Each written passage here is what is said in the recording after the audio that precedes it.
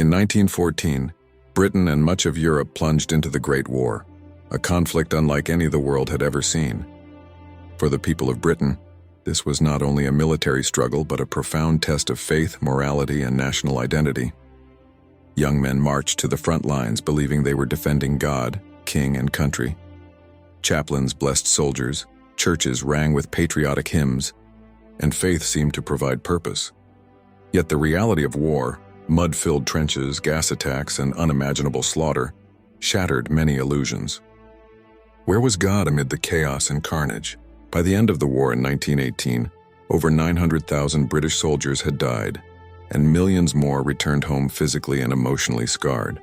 Poetry and literature from the trenches, writers like Wilfred Owen and Siegfried Sassoon, reflected the anguish and doubt of a generation. Faith, once a source of certainty, now seemed fragile and distant.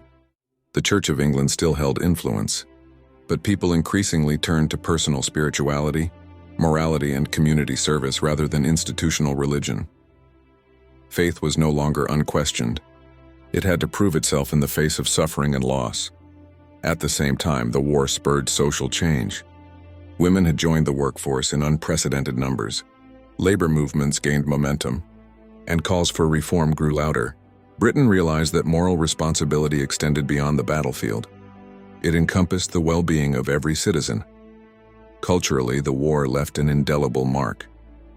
Art, literature, and music reflected sorrow, resilience, and the search for meaning in a broken world.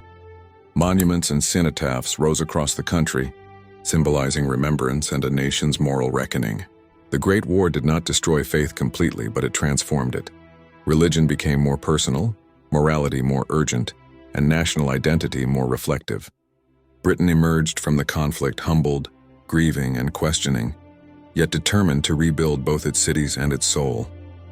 This period set the stage for the post-war awakening in culture, church, and social reform that would dominate the 1920s and 1930s.